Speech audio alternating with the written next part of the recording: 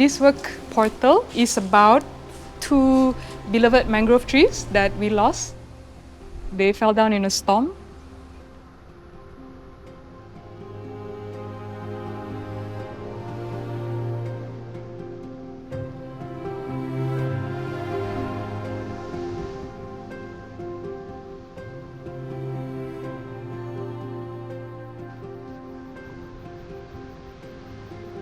We're going to be carrying oil lamps that are made out of discarded alcohol bottles that were found on the beach. Visitors will be carrying these bottles to the place where these 2 trees used to grow on the beach, and then we'll just light a fire and gather around and remember them and also be together. Just come as you are. The beach accepts everything that you're willing to bring, just as you are.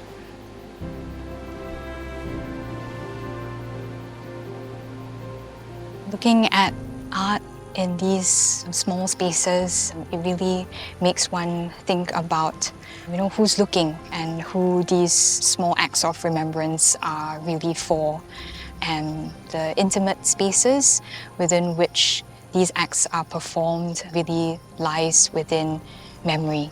And here on the beach in Port Dickson, the museum and the gallery is far away, and the community, neighbours, and remembering, I think, is really what's important. Madi, Madal, Mat, Moda, Mother. Roots unbound, held hands in a daisy chain. Soft light and soil.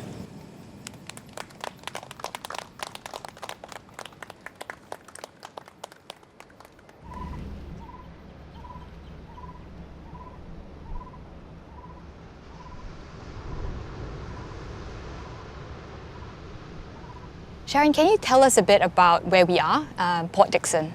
Yes. So actually, most kids, Malaysian kids who grew up in the 80s, like myself, they will probably know Port Dickson because it was a really popular family destination and like just a favorite sort of beach getaway and resort town in that sense.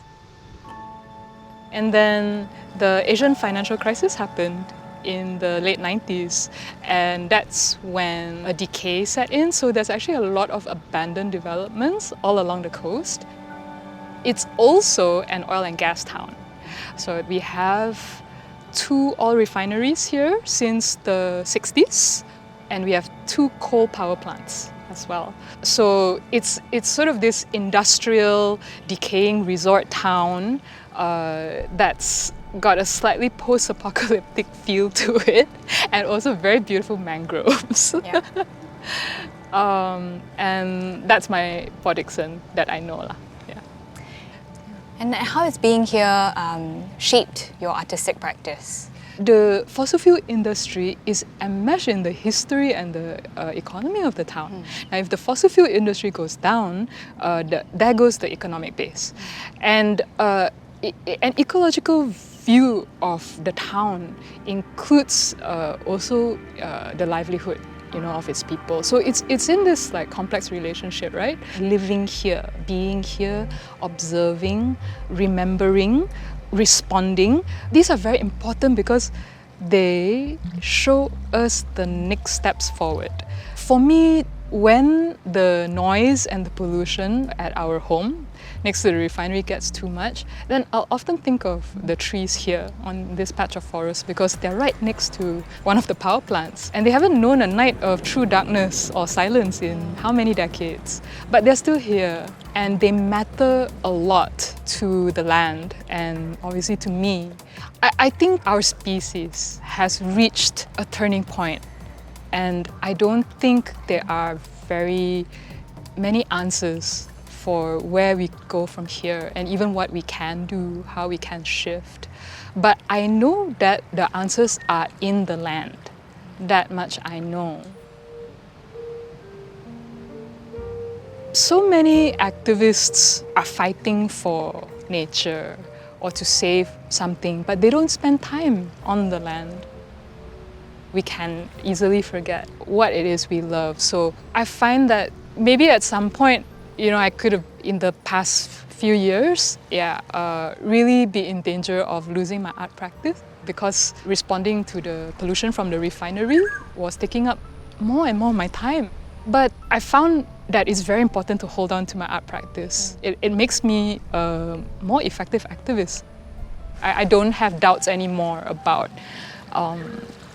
whether I'm doing enough, When I'm here, I know I'm enough. You've talked about some of the urgency, I think, coming across in the activism work that you do. Can you maybe expand a bit more about how you see that in relation to your art practice? So this time spent on the land, it really informs the actions and the work, the images that come out, my thoughts, and also the responsiveness, I think, is the point. And also another thing is the constancy of the practice. Because I keep coming back to this beach again and again, and the work develops over time, just like the relationship develops over time. That's, I think, like the major difference. I can feel all the impact, I think, on my practice. Yeah. Looking at your practice, and how it's developed over the past few years, very much informed by your experiences here, living in Port Dickson. How do you feel your practice responds to where we are now in this current ecological moment? Yeah, I feel sometimes very much like this tree, like on the edge of the water, on an eroded shore, on a degraded beach. That's how I feel, and it feels very precarious. We are definitely in crisis. That I personally feel quite strongly, and I feel that too when I'm here. But also, like for example, this tree has been here probably before the oil platform in the distance and that jetty, the sort of that oil company's jetty over on the other side, and before the power plant that's right next door as well. So the land has seen it all and is still intact. The crabs are still coming out, the kingfishers are still coming for the crabs. The cycle of life is still ongoing. It's not infinitely resilient, I think, but there's a lot to learn here about how to learn from the land, move with the land, listen to the land, just be in a better relationship, I think. Yeah, and I feel my work shifting along those lines as well, to be more responsive, but also informed. There's a lightness, I think. Everything has a part to play on this beach, like every crab, every bird. For me, my part is to remember, I feel. When I'm here, then that sense of purpose, because you can really feel like, who are you doing this for, really? Yeah.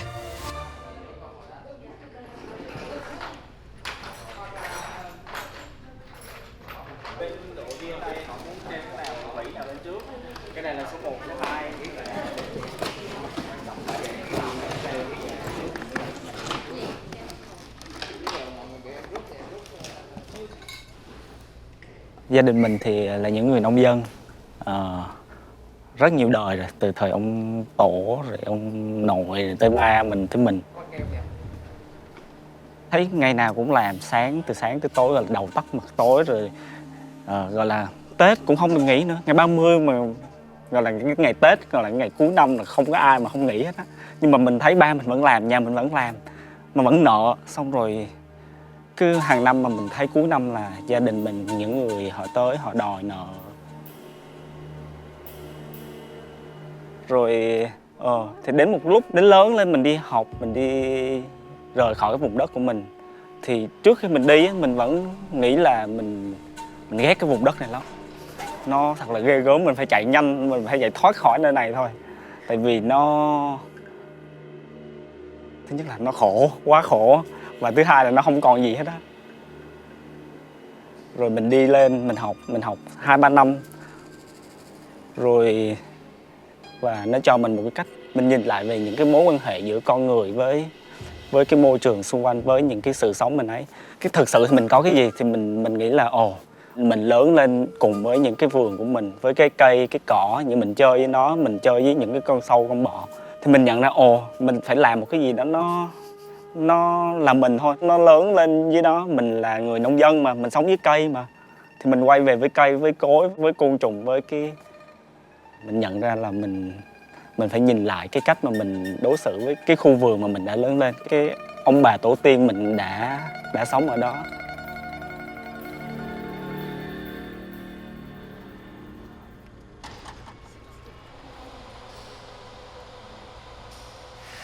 Thì rõ ràng là ba người nhóm tụi mình á hoạt động, sinh sống và tức là có một cái gọi là có cái cơ hội để mà quan sát vùng Tây Nguyên nó tại địa phương, bởi vì là có gia đình Tùng ở tại đó, nhưng mà đồng thời bọn mình lại sinh sống và làm việc ở trên Sài Gòn, ở trong một cái môi trường đô thị. Tức là ở đây mình muốn nói là bọn mình quan sát ở cả hai đầu, từ cái nơi mà những cái người nông dân họ sản xuất, họ trồng trọt, cho tới cái đầu ra chủ yếu là thành thị cũng như là đi xuất khẩu. Thực ra là rất là nhiều những cái suy ngẫm ở trong cái thực hành của bọn mình á, một cách nào đó nó cũng suy nghĩ rất là nhiều về cái ảnh hưởng từ một cái khu vực rất là xa so với cả có một cái khoảng cách rất là xa đối với Tây Nguyên, ví dụ như ở khu vực đô thị, thậm chí là những cái vùng trung tâm đầu não của phương Tây, ở những cái trung tâm đầu não mà tiêu thụ những cái sản phẩm nông nghiệp của những cái khu vực rất là xa được trồng trọt, nó là ví dụ như Tây Nguyên. Thì bọn mình nghĩ là những cái thực hành của Art Labor nó mang tính rất là thân mật, nó mang tính giữa người với người, nhưng mà ở một cái góc nhìn nào đó nó vẫn phóng chiếu ra cái ảnh hưởng của những cái vùng phía bên ngoài đi tới nó, giống như là một cái nào đó, nó giống như là những cái bàn tay vô hình khổng lồ từ xa có thể kiểu kéo dây, khiến cho cái cảnh quan, cái cộng đồng cây cỏ, cái cuộc sống của con người từ những cái ở những cái làng rất là nhỏ như là ở trên Tây Nguyên của Việt Nam, nó cũng có thể bị ảnh hưởng rất là mạnh mẽ.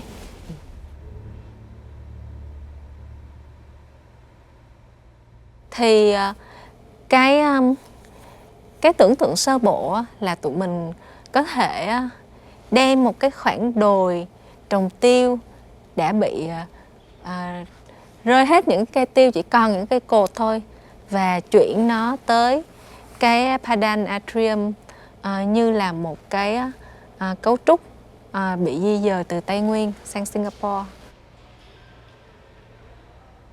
Tính đến năm nay, năm 2025 á, thì chắc là nhóm Art Labor cũng đã làm việc với cả các nghệ sĩ, bạn bè người Jrai là cũng phải đến gần một thập niên, gần 10 năm.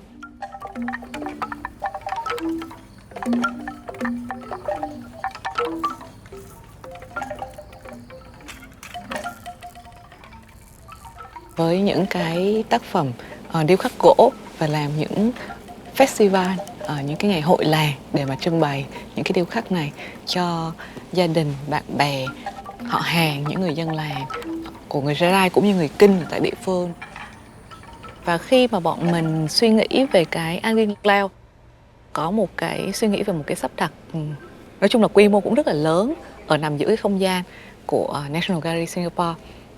Nhưng mà cùng lúc thì bọn mình cũng vẫn muốn là ở trong cái cánh rừng công nghiệp này nó sẽ vẫn diễn ra cái giống như một cái nghi thức tịnh bạn, mà cái biểu hiện của nó là những cái bức tượng của những nghệ sĩ người Jrai đã cộng tác bọn mình. Thì cái tên triển lãm lần này thì nhóm của mình là lấy cảm hứng từ cái từ là Angin. Thì cái từ Angin này khi mà mình được nghe từ những cái người bạn Jrai cũng như là đọc sách về cái văn hóa truyền thống của Jrai, thì bọn mình thấy nó mang một cái ý nghĩa rất là hay. Thì cái Angin đó là khi mà cái giọt nước nó bốc hơi rồi và nó trở thành không khí. Và cái không khí này nó chuyển động thì nó giống như là một thể loại của nó có thể là gió, nhưng mà gió nhẹ, nó chưa mạnh đến độ mà gió bão để mà gây thiệt hại hay là gây sức tàn phá. Thì bọn mình rất là thấy hứng thú với cả cái ý tưởng, cái sự bốc hơi của Angin và cái sự chuyển động nó tạo ra một cái trạng thái mới. Và ở trong tiếng Việt đó, cái từ bốc hơi nó cũng có nghĩa là sự biến mất, sự biến mất sang một cái trạng thái khác. Thì đối với bọn mình thì cái cảnh quan, cái cuộc sống, những cái mảnh rừng ở trên Tây Nguyên, nếu như mà nghĩ một cách mang tính ẩn dụ thì một cách nào đó thì những cái cảnh quan, những cái mảnh rừng này nó cũng đã bốc hơi theo thời gian, vì những lý do này hay những lý do khác của cái chu trình thay đổi biến cố của xã hội, của kinh tế, của nền công nghiệp. Và thay vào cái sự bốc hơi của cái rừng năm xưa đó thì bây giờ là những cái cánh rừng của những cái cây công nghiệp, của cây cao su, của cây tiêu, của cây sầu riêng. Thì ở trên những cái ngọn đồi đó xuất hiện những cái rừng cây tiêu, và những cái cây trụ tiêu này đối với bọn mình nó cũng giống như là một cái hiện thân khi mà cái rừng nguyên sinh ngày xưa nó đã bốc hơi mất.